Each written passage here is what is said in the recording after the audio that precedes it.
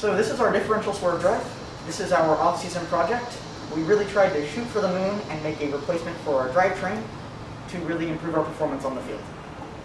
Yeah, so normally we would use what's called a tank drivetrain. So you've got two sides of the drivetrain that are individually driven, and you can go forward and backwards, and you can skid steer. With Swerve, you get the ability to translate sideways and rotate in all the directions and go in all the directions at once. You get you get complete control of how you move, and you get to move really efficiently.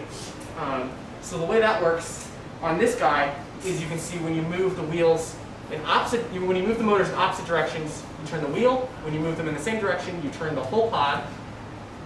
And any combination yields a combination of inputs. You'd have 4 of these on the drivetrain, so you can angle them and spin them at any speed to get a rotation while moving, or sideways, whatever you want. So for this project, we decided to go for a complete 3D printed design so that we were able to manufacture almost completely in-house. Everything in this is 3D printed except for a few shafts and axles and these plates on top and bottom.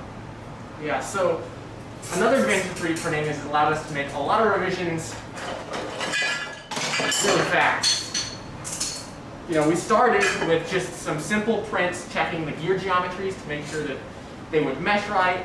We moved on to some slightly more complex prints in a softer material that's cheaper that would allow us to check geometry and make sure everything would fit together.